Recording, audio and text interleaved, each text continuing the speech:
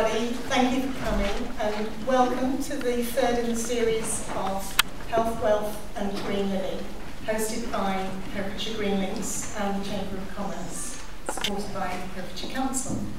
I'm Elaine Brooke, I'm the Director of Herefordshire Green Links, and it's been really encouraging over the last couple of years to notice that our membership has grown to almost 400, which I think shows how a combination of energy costs and government incentives and regulations has really brought the whole pollution reduction and energy efficiency, resource efficiency, right up the agenda for pretty much anyone who's aware of what's going on. And I think also it's making the community more aware that if they support local green businesses, then they're creating a healthy economy and a healthy environment, particularly in Herefordshire.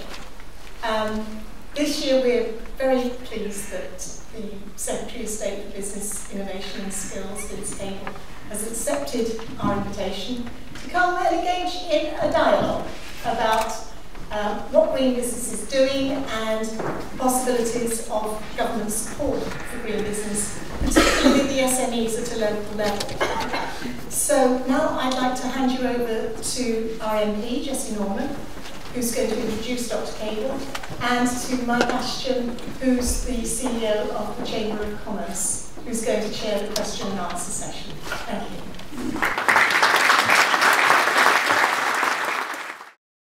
Well, thank you very much indeed, Elaine, and thank you all, ladies and gentlemen, for coming.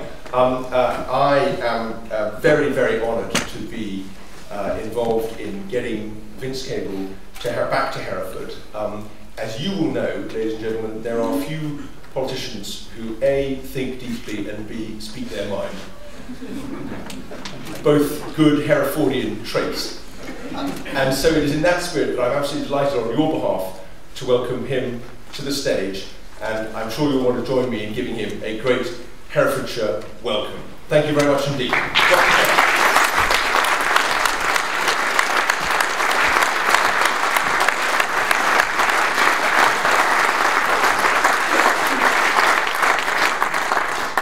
Thank you, and it's a great pleasure to respond to the invitation which Jessie originally conveyed to me. I mean, I see this actually as a sort of great coalition event. Just to underline it, I had a session about a couple of hours ago with the local Hereford Liberal Democrats, as it happened, and somebody said to me, when was the last time you had a Liberal Secretary of State in Hereford? And the answer came back, it was a young man called Winston Churchill, who, as you may recall, spent his time in both parties.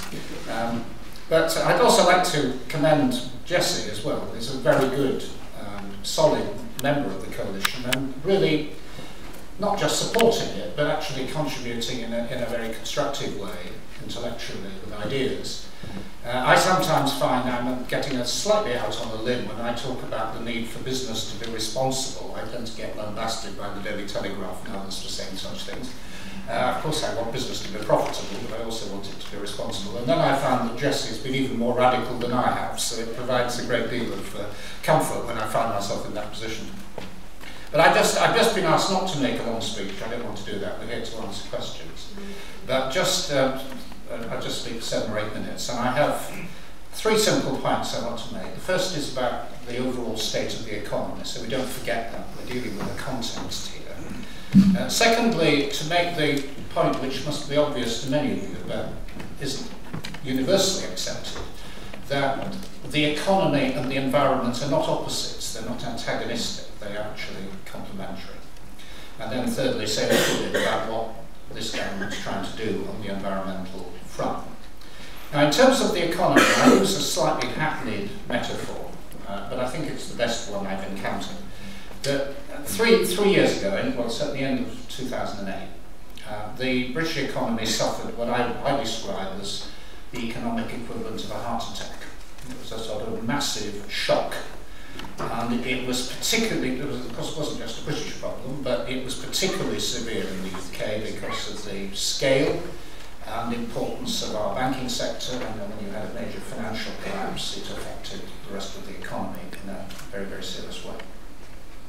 And our job as a government has been dealing with the aftermath of that heart attack. How do you get the patient back to something like normal? And this isn't a simple task, I mean, as in the medical world. You start off with people attached to drip feeds and pumping in steroids, which is essentially what we've been having to do. The cheap money policy, for example, is an example of that, temporarily running very large deficits in the budget. But gradually the patient has to come off those life support systems and get back to some kind of normal existence. And that's what our big economic project is. And I think there are several major tasks we're trying to do at the same time. They're all difficult. The first is getting the budget into order.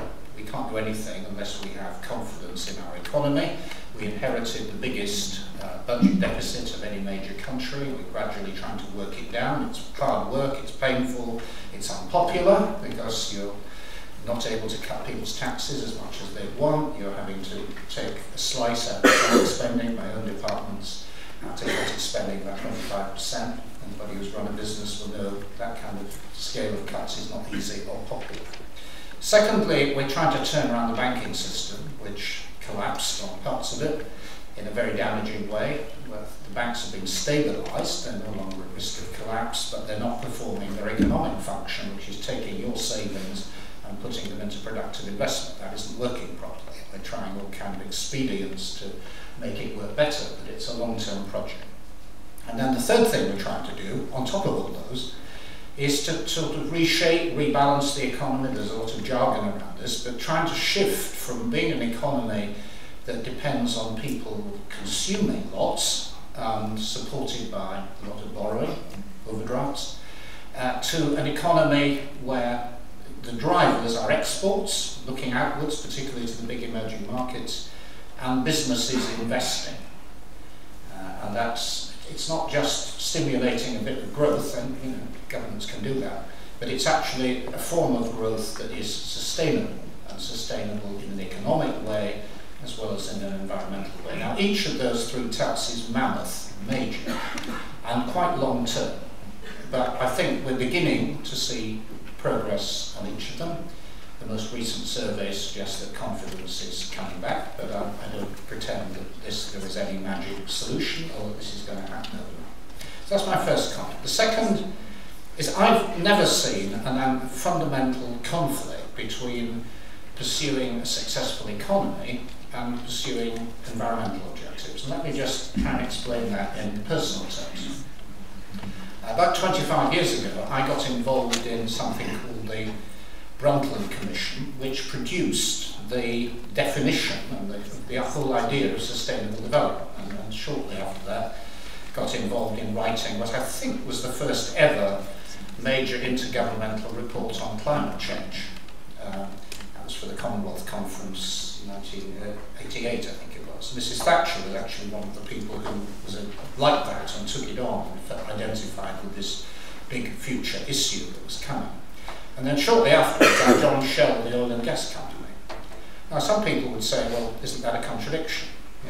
But it isn't. Actually, good energy companies, good oil and gas companies, thinking ahead, are actually fundamental to achieving sustainable development. I don't see the two being opposed. Let me just give another example. I happen currently to represent an urban constituency in suburban London, Twickenham, you've probably heard of. And most of my time I travel by public transport or on a bike, because it actually makes sense. But if I were representing rural Herefordshire, I would realise that that isn't a viable model. I mean, you need to be sensitive to the fact that a lot of people are in remote areas, they need motor vehicles, and they have to be sensitive to the costs, whether it's business users or personal users. So we need a good transport system. It isn't just buses, it's cars as well, alongside more sustainable forms of urban living, particularly big cities, where it isn't possible to maximise car use at all. So the two things go together. I don't see them being opposed. And perhaps just as a final example, I remarried recently. I'm a my first wife died, and my second wife is a farmer. So although I'm an urban man, and I understand things from an urban and industrial perspective, I'm married to somebody who is very green, but runs a farm and sustainable agriculture. And I do see sustainable development it's about marrying these different things. It's about the countryside and the city, it's about getting sensible forms of public transport alongside forms of motoring that are more sustainable and balanced as well. I don't think the two are in opposition. And I think what is particularly relevant to the companies who've been advertising outside and over here is that pursuing environmental objective isn't some kind of painful duty that we do for the good of ourselves. It is potentially an enormous business opportunity. We currently have about 1 million people in the UK who are employed in some form of environmental activity, and that is going to grow very, very rapidly. A lot of projections about the growth of green goods and services internationally, and it is potentially one of the biggest markets for British companies. And if you look at the countries that are being highly successful, which we can learn from, Germany particularly, Scandinavia, in the Far East, Korea, Japan has been through a bad period, some period of 20 years of stagnation. They had a banking crash as well, but they're now reinventing themselves, and a lot of that reinvention is around what they call the green economy. So I think we should see it not as a burden, but as an opportunity. Now, having said that, I do realise it's easy to be glib, and there are trade-offs that you sometimes have to make. And we are, as a result of our policies, factoring higher costs into electricity. And this in turn has an effect on energy using industries, so we're then having to compensate them. It's not straightforward. You can pursue more environmentally driven transport policies, but there is a cost. Somebody has to pay it, and temporarily anyway. And what we're about in government is to try and strike a sensible balance between those objectives. But I think finally I just want to stress a few of the initiatives we are taking. My own department is responsible, amongst many other things, for industry. One of the things that really, really impresses me about British industry, and I think we're getting a kind of revival, a renaissance now in British industry, it's been written off for a long time, is the way in which our successful manufacturing companies are actually building in the environment into their long-term thinking. Some of the best environmental thinking I encounter is in car companies, which, the old gas guzzling tradition's gone. And if you talk to Ford or General Motors or Nissan, they see the future 20, 30, 40 years' time in either hybrids or electric vehicles, and they're investing in them heavily. And that's where they see the future. Even the aerospace industry, which you think is the furthest removed from what we call the environment, is investing very, very heavily in light materials and in drastically reducing aviation fuel consumption, because they see this as the future and they're innovating. And part of our job as a government is to get behind them, to support the innovation that industry can't necessarily finance itself, and supporting the kind of higher education work that lies behind it. We've got the first dedicated major bank being launched by the government to support environmental activities, the Green Investment Bank. Treasury's put in £3 billion. We hope to leverage in about £15 billion from the private sector. We're talking a lot of money here. It's already operating in my department. We're getting the first batch of projects going through at the moment. They're mostly large-scale things in terms of waste, industrial energy efficiency. We'll be going on to renewable energy. And I think you'll find within a year, 2 years' time, that this becomes a major player in the market. I think the second thing we're doing, which again we haven't seen much of directly, but will become very important, is the so-called Green Deal, under which people are given incentives through the utilities companies to support home insulation. A fair amount of the easy stuff has already happened, but the difficult bit around home insulation hasn't really got much traction yet.